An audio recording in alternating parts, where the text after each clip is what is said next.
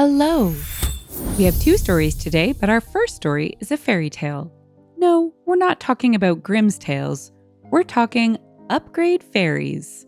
That special breed behind your local airport's counter who you hope will bless your travels with the magic words, "You're getting a free upgrade today." However, when today's heroine meets a slimy businessman teaming up with her own boss to get the airline's policy grounded in their favor, she takes off with her own upgrade strategy. Business as usual to business class for everyone. Story 1. I used to work at a regional airline. The jet we used for our flight to the big city had 6 business class seats. The business class service was really good for a 2-hour flight. It included a full bar service, a hot meal, warmed bread basket, followed by a trolley with dessert and signature coffee. The good old days. One of our regular travelers was a local business owner who was just a slimy businessman, SB. He had a reputation for making a lot of money from some pretty shady deals over the years. We would roll our eyes when we saw him coming to the check-in counter because he would always name drop and ask for special treatment. He always used the business class check-in line even though he was usually in economy. He didn't have frequent flyer status, but he was buddies with one of the airline executives. He would always let us know this fact when he checked in by making sure to tell us that he was good friends with Vice President Karen. He would always ask for free upgrades, extra baggage, not charging a change fee, last-minute discounts, etc. If he didn't get what he wanted, he immediately called VP Karen, who would usually then call us and approve whatever it was he wanted. So one day, SB checks in for his flight to the big city and of course name drops and asks for a free upgrade to business class because I'm friends with VP Karen and she said it would be okay. He was traveling on a discounted ticket that was not eligible for upgrade even if he did have an upgrade coupon, which he didn't. I informed him that he was not eligible for any upgrade on this ticket and gave him his boarding pass and sent him on his way. Of course, he flips open his cell phone and immediately calls VP Karen. Within 2 minutes, the phone at the check-in desk rings.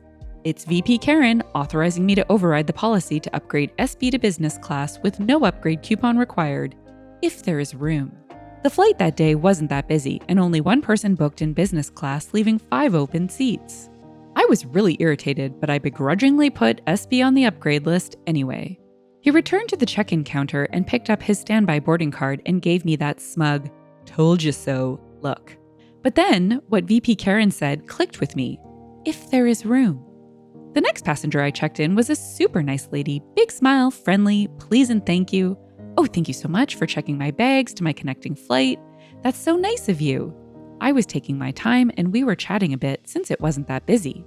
She was a teacher going on a trip to see her family, and it was her first visit with them in over a year, and she was going to meet her new little nephew for the first time. She was overjoyed just to have the time off to travel. I typed in a few things into the computer to make it look like I was checking something about her connecting flights, then said, "Oh, you have been selected today to receive a free upgrade to business class." She was shocked. "I've never flown business class in my life. This is so amazing." At that time, we were rarely questioned if we upgraded someone without a certificate. Over the next 20 minutes, I found excuses to upgrade 4 other passengers. One who worked for one of our top corporate accounts, one who was legitimately a frequent flyer. Can't remember the other reason, but by the time I went to board the flight, I had to tell SB that I was sorry, but business class was full, and I couldn't offer him an upgrade today. The teacher I upgraded profusely thanked me again when she boarded with the rest of the business class passengers. Little did she know that it really made my day also. Edit.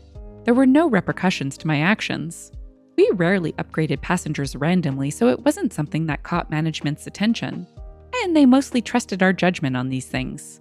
But, like many customer service jobs I'm sure, if you were nice to us, we would go out of our way to help you. If you were not nice to us, we would apply the rules very strictly. Our boss did watch baggage like a hawk though. If you printed more bag tags than the passenger allowance without collecting the excess fee, it showed on your daily report, and you would be asked about it at the start of your next shift. In the comments, my ladybit said, "VP Karen was getting kickbacks from SB." Candace Bernhardt added, "That's so annoying. She should have just gifted him status and flight vouchers instead of putting her employees in an awkward situation. This is all on Karen." Old Man Jeebin said, "I cannot count the upgrades and improvements to service I have gotten just by being nice to the service folks. It really does make a difference. Some people just think they are hammers, and everyone else is a nail." This takes killing him with kindness to a whole new level, as in being super kind to others at the expense of the Kens and Karens of the world. This is a great little trick that should be applied whenever and wherever possible. Our second story doesn't have to travel far from our first and catches a connecting flight as travel and airports continue to soar as today's theme. But this time, we're getting to something I love. No, not unfunny puns, but budgets. Nothing quite fuels my jets. See what I did there? More than a timely, detailed, properly planned budget. But one man takes issue when his company wastes his time just to move money around on paper. And that little issue, well, he's going to make sure they literally pay for it. Story 2. I'm a 56-year-old male in the UK and was working in Africa as an operations manager for a large global security company from 2009 to 2014. The country I was working in had been through a long civil war and was very underdeveloped. Think no paved roads, people living a very traditional African lifestyle. At the time, I'd been working there on a 10 weeks in-country, 2 weeks at home rotation for about 4 years. I'd flown to and from work so often that I had the journey down to the bare minimum travel time. It often worked out the cheapest option for the company because travel days were paid from when I left home. The shorter my journey, the cheaper it worked out for the company. Someone in the head office had looked at cutting down on travel costs, probably to make themselves look good and get promoted. As a result, I got an email after a week at home saying they had changed my normal flight, which was 5 p.m. on Sunday, from my nearest UK airport. It was via Amsterdam, then on to Nairobi, connecting with a 9 a.m. flight to the war-torn country on Monday morning.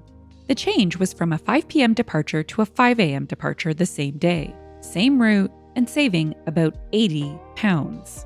To clarify, the 9 a.m. flight from Nairobi was the first flight to war-torn country because the destination airport was the only surfaced runway in the country. It had no runway lights or radar, so all flights had to be in daylight. Anyway, I agreed to the flight time change, but they had to move it to the Monday so I don't lose a day at home. All will become clear.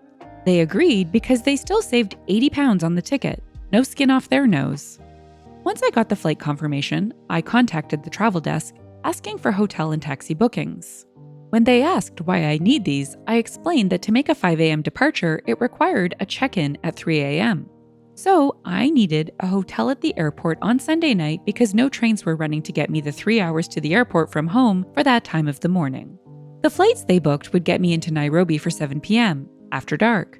So I'd need a hotel there and a taxi each way to and from the hotel to get me onto the 9 a.m. flight on Tuesday. The same flight I would have been on if I'd left at 5 p.m., but a day later. A couple of days go by and I got a phone call from the company travel desk telling me the travel plan was confirmed. I was on the 5 a.m. flight with a hotel reservation at my UK airport the night before. More reservations for a hotel in Nairobi after landing, and the taxi would collect me in Nairobi and drop me at the airport for my final connection. I asked about the cost saving. They said £80. I then asked about the hotels and taxis. They replied, "Oh, they don't come out of our budget. That's the operations budget, so you're fine." I was happy. I was arriving back at work a day later, still paid the same amount with the night out in Nairobi to sweeten the deal. My boss, on the other hand, went nuts. Nobody told him of the charges. My deputy flew out on the plane I flew in on, meaning I didn't get a handover of the work that was going on. On top of that, the cost for hotels, taxis, and extra days' pay had all come out of my boss's operational budget. I think the total amount added was almost £1,000. But hey, they save £80 on the flight cost. In the comments, nondescript user asked, "What happened going forward?"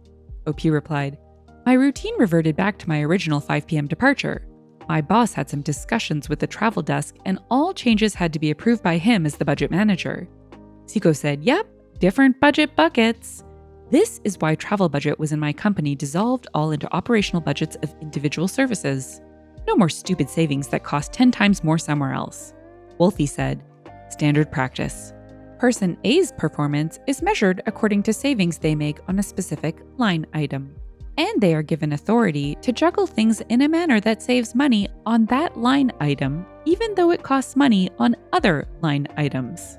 Meanwhile, person B is chewed out because costs of line items they're responsible for go up, even though they don't have the authority to veto person A's juggling, which is the cause of those line items going up.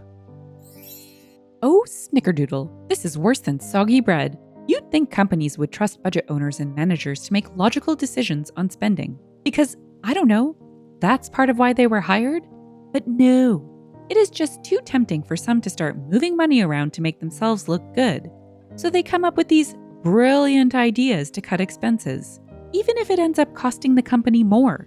It's actually quite shocking how often this occurs. I have to say, this one is a bit more shocking though. Not sure if I'm reading this wrong, but it sounds like OP is on security detail. And I would think that the handover part and sharing of intelligence is, a little important. But who is he to suggest how to best and most effectively do his job after 4 years?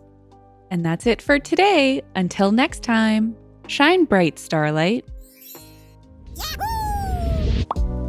If you've enjoyed the story and would like to hear more, consider liking, subscribing, and leaving a comment. Thanks, and bye for now.